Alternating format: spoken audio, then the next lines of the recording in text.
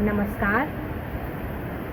International yoga society द्वारा आयोजित आज के सत्संग में मैं आप सभी का स्वागत करती हूँ। यह सत्संग नव वर्ष की पूर्व संध्या पर आयोजित किया गया है। जैसा कि हम सब जानते हैं, 2020 हम सब के लिए एक अभूतपूर्व वर्ष था।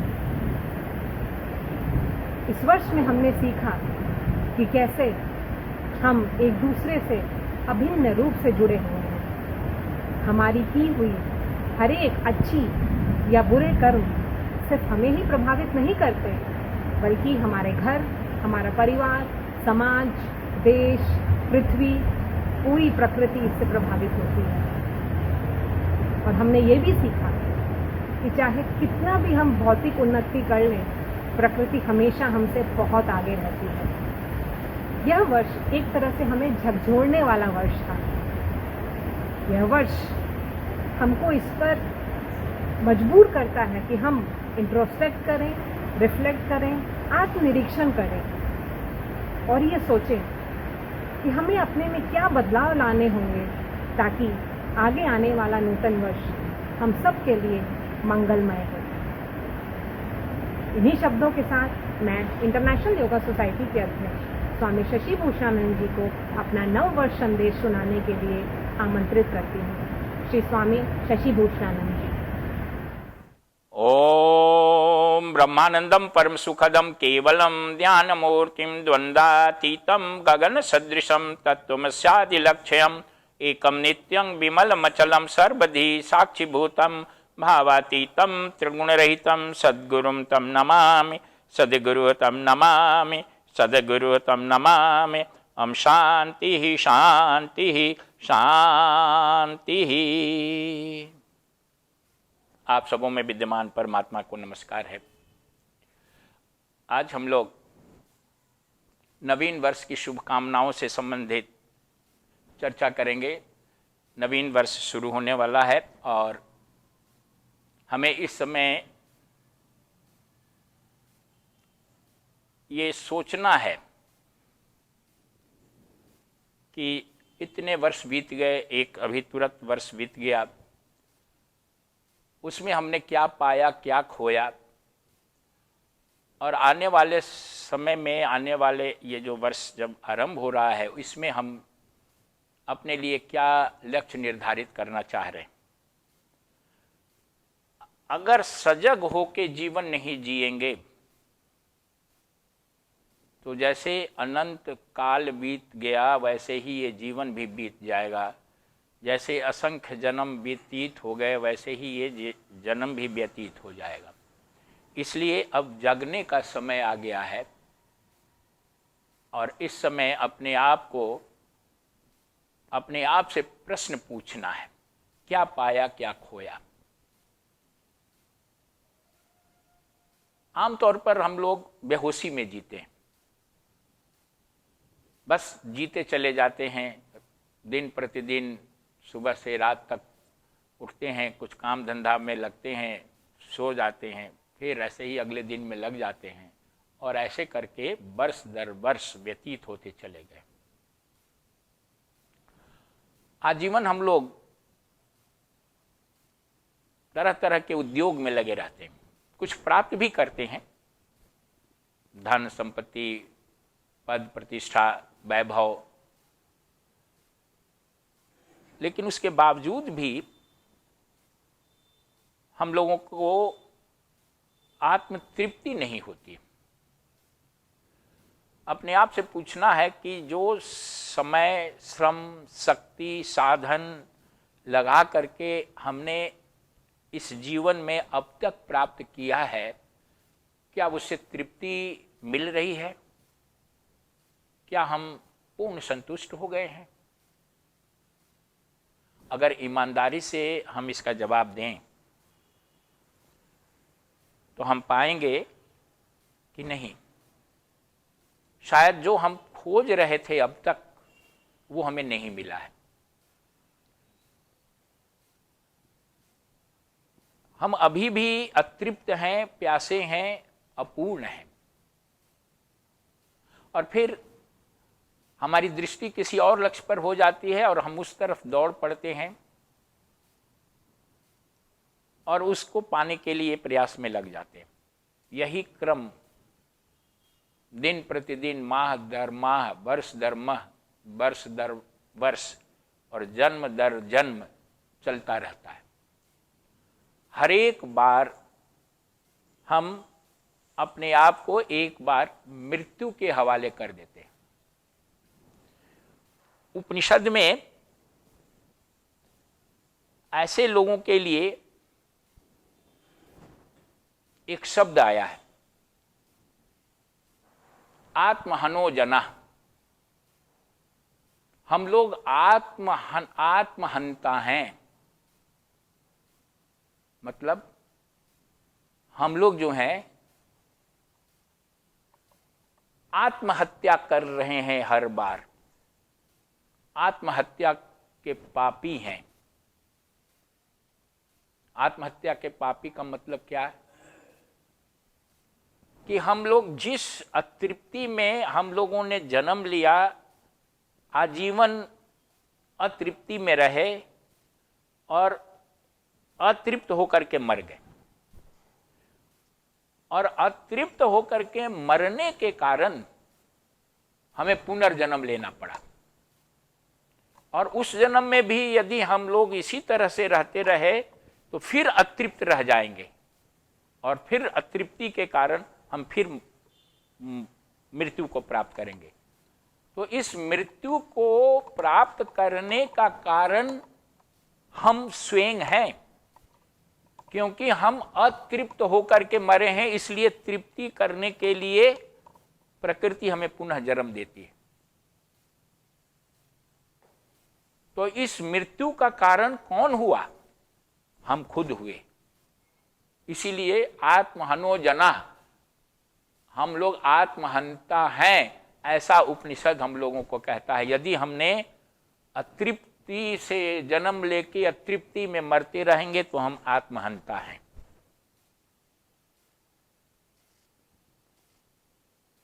अब इसका आत्महंते के पाप से बचने के लिए हमें क्या करना है कि अतृप्ति से अतृप्ति की यात्रा नहीं करनी है, मृत्यु से अमृत की यात्रा करनी है। इसलिए वैदिक प्रार्थना में मृत्युर्मार मार अमृतम गमया, हमें मृत्यु से अमृत की तरफ ले चलो कहा गया, अमरता की तरफ ले चलो।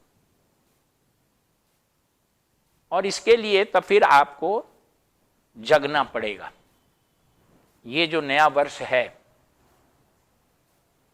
ये जगने का वर्ष बनाना है। अब तक हम जगे नहीं थे। आप जो कुछ भी उपलब्धि करते हैं, संसार में जो कुछ भी प्राप्त करते हैं, वो सब व्यक्ति, वस्तु, परिस्थिति और घटना के रूप में उपलब्धियां होती हैं। बहुत धन कमा लेते हैं, कोई स्थिति आपकी हो जाती है, कुछ प्रभुता शक्ति मिल जाती है, कुछ आपको बहुत यश मिल जाता है। ये सब बाहरी उपलब्धि है। बाहरी उपलब्धि चाहे कितनी भी बड़ी हो, वो उपलब्धि आपको तृप्त नहीं कर सकती। इस बात को जान लेना है। आप तृप्त केवल और केवल आत्मज्ञान के द्वारा ही हो सकते हैं, क्योंकि ये जो बाहर की चीजें हैं, ये आपकी अंतरात्मा तक नहीं पहुंचती है। ये बाहर की चीजें बाहर तक ही रह जाती है। आपके अंदर जो अविद्या, अज्ञान और जो भ्रम है, नानत्व का जो एक द्वंद्व है, मल्टीप्लिसिटी, विभिन्नता जो हम देखते हैं इस संसार में, ये जब तक बना रहेगा तब तक ये सांसारिक प्रपंच बना रहेगा। इस नानत्व में एकमात्र आत्मिक सत्ता को देखना, इन सब के मूल में एकमात्र जो सत्य है ब्रह्मन या परमात्मा, उसको उद्घाटित करना, यही जीवन का लक्ष्य है। और जब तक इस लक्ष्य को प्राप्त नहीं कर पाएंगे तब तक ये जो आने जाने का चक्र है ये बना रहेगा और तब तक हम लोग आत्महंता कहलाते रहेंगे। और इस स्थिति को, इस अवस्था को प्राप्त करने के लिए आपको एक प्रोजेक्ट बनाना होगा, एक प्लानिंग बनानी होगी, एक योजनाबद्ध तरीके से प्रयास करना होगा। ये यूं ही नहीं प्राप्त हो जाता है। तो ये जो नवीन वर्ष है, ये नवीन वर्ष उसी योजना को क्रियान्वित करने का वर्ष बनना चाहिए। अब तक हम लोगों ने जो समय है जीवन का, वो मृग मरीचिका के पीछे, व्यर्थ खोखलापन के पीछे व्यतीत करते रह गए और बाहर की उपलब्धियों से आंतरिक तुष्टि करने का, आंतरिक शांति प्राप्त करने का, आंतरिक पूर्णता को प्राप्त करने का प्रयास करते रहे। अब ये अच्छी तरह से जान लेना है कि बाहर की कोई भी उपलब्धि, कोई भी सफलता, कोई भी चीज, कोई भी घटना, कोई भी व्यक्ति या वस्तु हमें तृप्त नहीं कर सकती है। इसके लिए आत्म उत्थान, आत्म उन्नति, आत्म उन्नयन, आत्म साक्षात्कार करना पड़ेगा और ये केवल और केवल मनुष्य ही कर सकता है। ये बड़े सौभाग्य की बात है कि हम लोग मनुष्य जोनि में पैदा हुए हैं, परंतु यदि इसका हम सदुपयोग परम लक्ष्य की प्राप्ति के लिए नहीं करेंगे तो हम लोगों के जीवन में और पशु पक्षियों के जीवन में कोई अंतर नहीं है। पशु पक्षी का जीवन आत्म साक्षात्कार के लिए उपयुक्त नहीं है क्योंकि उनमें विवेक की शक्ति नहीं है, सोचने की शक्ति नहीं है, वो भोग योनियां हैं। मनुष्य ही योनि, मनुष्य की योनि में ही हम जो है विचार कर सकते हैं, सोच सकते हैं, विवेक हमारे अंदर हो सकता है और हम पुरुषार्थ कर सकते हैं उस अवस्था को प्राप्त करने का जिसको आत्मज्ञान की अवस्था कहते हैं। इसलिए इस योनि को बहुत ही दुर्लभ कहा गया है। मनुष्यत्वम मुमुक्षत्वम महाजनः संश्रयः।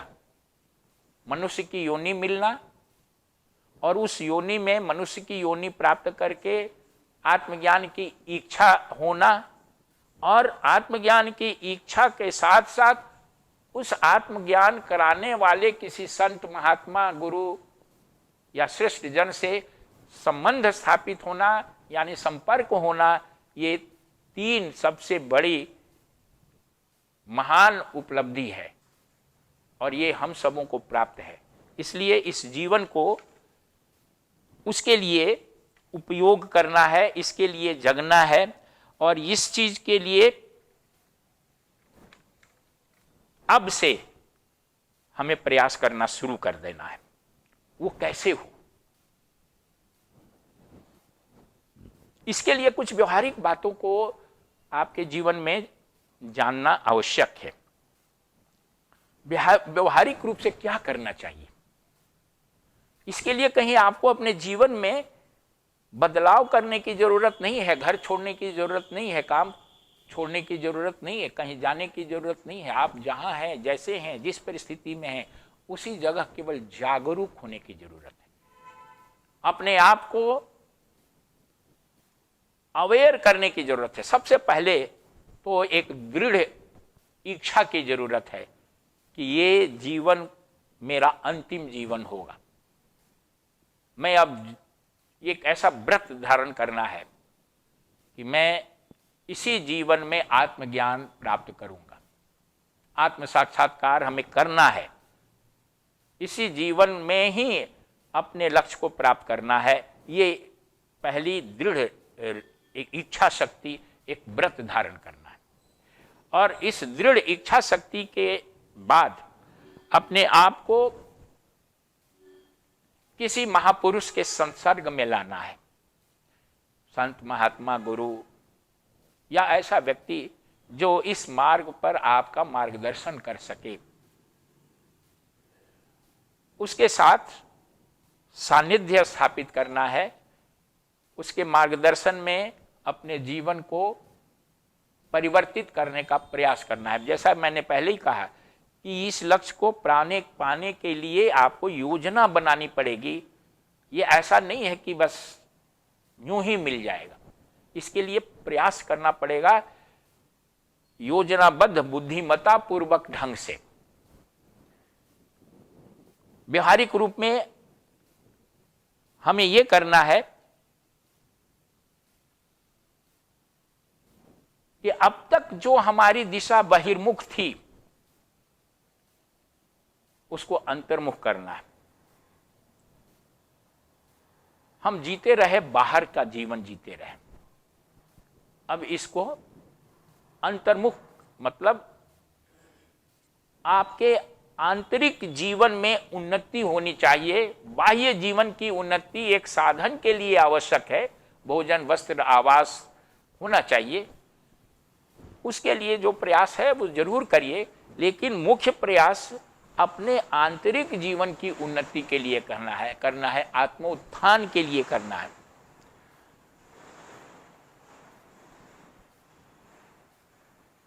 इसमें कुछ व्यवहारिक मार्गदर्शन की इंपॉर्टेंट जो पॉइंट है उसको नोट करने की जरूरत है। अब तक हम लोग अपना जीवन अस्त व्यस्त होकर के जिए, जब मन में आया, जैसा मन में आया वैसा करते रहे, ऐसा नहीं। अब अपने जीवन को एक अनुशासित ढंग से जीना है। उसमें कुछ बातों पर ध्यान देना आवश्यक है। समय का सर्वश्रेष्ठ उपयोग और पालन, टाइम मैनेजमेंट। हम लोग अपने जीवन का समय जो है ना, प्रतिदिन बहुत यूं ही बेकार के कामों में नष्ट कर देते हैं,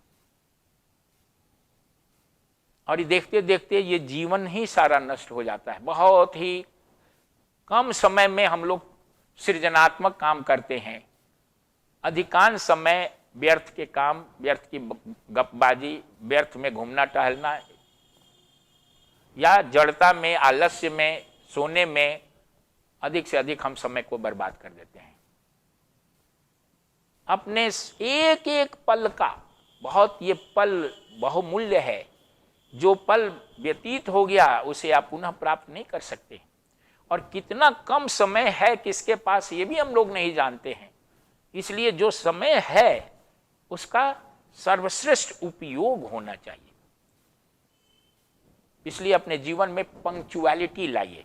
पंक्चुअलिटी मतलब नियमबद्ध तरीके से समय पर सब काम करना, सबके लिए समय निर्धारित कीजिए। इसका मतलब ये नहीं है कि आप अपने जीवन को बहुत ज्यादा टाइट कर लीजिए, समय के शिकंजे में इतना जकड़ नहीं लीजिए कि जीवन ही बोझ हो जाए। नहीं, मुख्य मुख्य बातों को ध्यान में रख करके और कब कब क्या क्या करना है, अपनी व्यवहारिक स्थिति को देखते हुए निश्चित कीजिए कि कुछ पल के लिए आपको ध्यान करना है, कुछ पल के लिए स्वाध्याय करना है, कुछ समय के लिए सेवा करनी है, कुछ पल के लिए सत्संग करना है, बाकी समय आपको अपनी नौकरी करनी है या अपना जो बिजनेस है बिजनेस करना है, पढ़ना है, जो कुछ भी है सबका एक समय निर्धारित कीजिए। उस समय के अनुसार जीवन को व्यतीत कीजिए, पंक्चुअल रहिए। ये नहीं कि खाने के समय में सो रहे हैं, सोने के समय में घूम रहे हैं, या नौकरी करने के समय में बाजार जा रहे हैं, बाजार जाने का समय में हम कहीं और काम कर रहे हैं। नहीं, आप अपने जीवन को समयबद्ध तरीके से उचित समय पर उचित काम करने का एक मोटी रूटीन बनाइए। और जब वो समय हो तो अपने आप को याद दिलाइए कि अब टहलने का समय है, हमें घूमने जाना चाहिए। अब ध्यान करने का समय, हमें ध्यान करना चाहिए। अब जो है प्रार्थना का समय, हमें प्रार्थना करनी चाहिए। ये रिमाइंड कराइए अपने आप को और उसमें अपने आप को उसको व्यवहार में लाइए।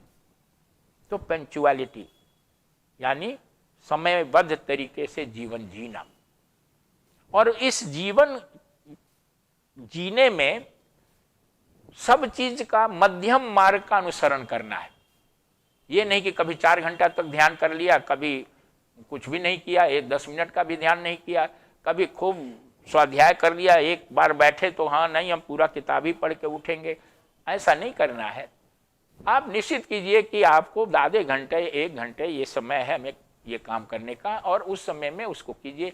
आपके दैनिक जीवन में मनोरंजन भी होना चाहिए, रिलैक्सेशन भी होना चाहिए, आपको अपने जीवन में अपना कर्तव्य पालन का भी होना चाहिए, बाल बच्चों परिवार को भी देखने का समय होना चाहिए। तो ये सब का एक संतुलित रूप विकसित करना है।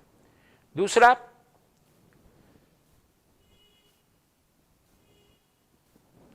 दूरदृष्टि विकसित करें। जो काम करना है उसको टालना नहीं है। हम तनाव में हो जाते हैं, अपने को बोझ में डाल देते हैं, इसलिए कि समय रहते हम जो काम करने की तैयारी है उसको कर नहीं पाते। ये नहीं कि अब 1 दिन रह गया या आधा घंटा रह गया तब उसके पहले हम कुछ तैयारी करने के लिए एकदम दौड़ दौड़ के कर रहे हैं, ऐसा नहीं करना है। आपको जो अपने कर्तव्य हैं उसको पूरा करने के लिए पहले से ही अपनी दूरदृष्टि रखिए, और समय रहते हुए भी ही आराम आराम से कीजिए कि वो कार्य जो है आपको तनाव पैदा ना करे बल्कि आनंद दे। कार्य करने के क्रम में आप आनंद का अनुभव करें। ये तब हो सकता है जबकि आप पहले से ही उसकी तैयारी करेंगे। काम को टालने की आदत, दीर्घ सूत्रता और अंतिम समय में दौड़ दौड़ करके दबाव में काम करना जो है काम की क्वालिटी भी खराब करता है, आपके ऊपर दबाव भी डालता है और काम भी अच्छा नहीं होता है। इसलिए इस आदत को बदलना है और समय के पहले ही तैयारी करनी है। अपने आप को हर प्रकार के कर्तव्य पालन के लिए तैयार होना है। ये नहीं समझिए कि आप काम से मुक्त होकर के जीवन से के उत्तरदायित्व को छोड़ करके केवल आध्यात्मिक कार्य में लगे रहेंगे तो आत्मोन्नति हो जाएगी। ये सोच गलत है। इसलिए इस जीवन को ही आध्यात्मिकता में बदल दीजिए, व्यवहारिक कर्तव्य को ही साधना बना दीजिए, और जो कुछ भी आपको कर्तव्य दिया जाए उस कर्तव्य को में ही आनंद लेने का प्रयास कीजिए। ये तब संभव है जब आप हर काम को ईश्वर की आराधना और पूजा मान के करते हैं। यदि कार्य को कार्य के रूप में भार समझ के करेंगे तो कार्य जो है आपके ऊपर बोझ बन जाता है, लेकिन यदि कार्य को परमात्मा की सेवा या पूजा मान के करेंगे तो वही कार्य जो है आनंद देने लगता है। इसलिए अपने आप को जो भी कार्य आपको प्रारब्ध से मिला है उसको पूरा करने के लिए जो आवश्यक योग्यता और गुण है उसको विकसित करना है और उसमें आनंद लेने का प्रयास करना है। आपको अपनी परिस्थितियों का स्वामी आप हैं। इसलिए जैसे जैसे यदि आप अपने व्यक्तित्व को विकसित करते हुए सही समय पर सही काम करेंगे तो आपके आसपास की जो परिस्थितियां हैं वो अनुकूल होंगी। प्रतिकूलता तब आती है, विपत्ति कठिनाइयां तब आता है जब आप जो हैं जो ब्रह्मांडीय नियम है उसके विपरीत अगर आप काम करने लगते हैं, उसके विपरीत चलने लगते हैं, तब आपके जीवन में संघर्ष उत्पन्न होता है, कठिनाई उत्पन्न होती है। जब आप समता में जीवन जिएंगे, अपने भाव पक्ष को, अपने क्रिया पक्ष को, अपने ज्ञान पक्ष को और अपने संकल्प पक्ष को समुचित रूप में विकसित करते हुए सबको सामान्य रूप से एक उस पर इम्फेसिस देते हुए, एक समान उस पर महत्व देते हुए चलेंगे तो ये जीवन बड़ा सुखद हो जाएगा। और आप जो हैं जो काम करेंगे उसी में ही आपको आनंद मिलने लगेगा। काम कभी बोझ नहीं बनेगा। जैसा मैंने कहा कि जीवन में एक्सट्रीम नहीं होना चाहिए। ये जीवन जो है एक वीणा की तरह है, इसके चारों तार को समान रूप से कसा हुआ होना चाहिए, न तो बहुत टाइट और नहीं बहुत ढीला। वीणा में मधुर ध्वनि निकलने के लिए यह आवश्यक है कि वीणा के तार समंजित हों, एट्यून्ड हों, एक खास रूप में ही वो कसे हुए हों। तारों को ज़्यादा कसेंगे तो तार टूट जाते हैं, ढीला रखेंगे तो उससे कोई ध्वनि नहीं निकलेगी। उसी तरह से जीवन के हर पक्ष को समन्वित रूप से, समान रूप से समंजित होना चाहिए, सब में तालमेल मिलना चाहिए और बहुत ज़्यादा दबाव में नहीं रहना है। इसलिए मध्यम मार्ग में चलना है, मध्यम मार्ग को अपनाना है। सबसे बढ़कर की बात है जो आपको इस साल करनी है वो है ईश्वर में विश्वास। इस बात को गांठ बांधना है कि ये जीवन और जगत एक दिव्य व्यवस्था के अंदर संचालित है। ये किसी के अहंकार से नहीं चलता है। ये जीवन में, आपके जीवन में या संसार में कोई घटना जो घटती है, कोई सुख दुख होता है, अच्छे बुरे व्यक्ति के साथ जो आपका संपर्क होता है, ये सब ईश्वरीय योजना के अंतर्गत है। इसलिए आप अपने आप को परमेश्वर के प्रति पूर्ण समर्पण करते हुए उस स्थिति में जो कुछ भी किया जाना चाहिए, जो आप कर सकते हैं अपने सर्वाधिक योग्यता और सर्वाधिक शक्ति के द्वारा, उसको कीजिए। और बाकी शेष चीज परमात्मा के चरणों में समर्पित कर दीजिए। और आपके प्रयास से जो भी परिणाम प्राप्त होता है, उस परिणाम को ईश्वर का प्रसाद समझ करके, परमात्मा की इच्छा समझ करके स्वीकार कीजिए।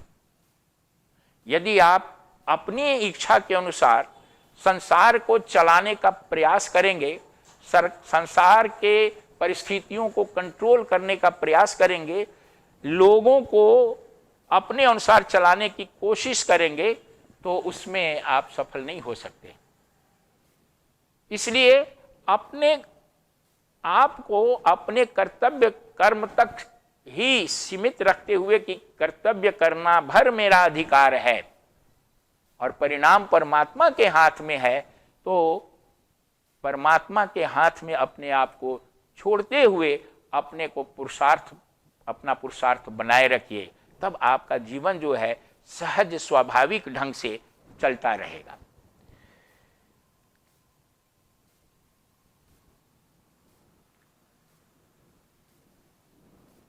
जीवन में, व्यवहारिक जीवन में भक्ति योग, कर्म योग, ज्ञान योग और राजयोग का समन्वय होना चाहिए।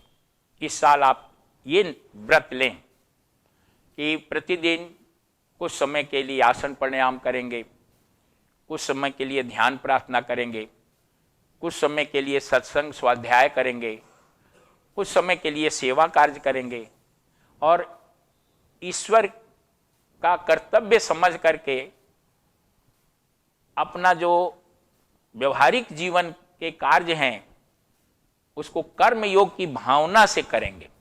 कर्म योग की भावना का मतलब होता है नारायण भाव, नारायण अर्पण भाव या निमित्त भाव को मन में धारण करते हुए अपना कार्य करेंगे। ये सब परमात्मा का कार्य है।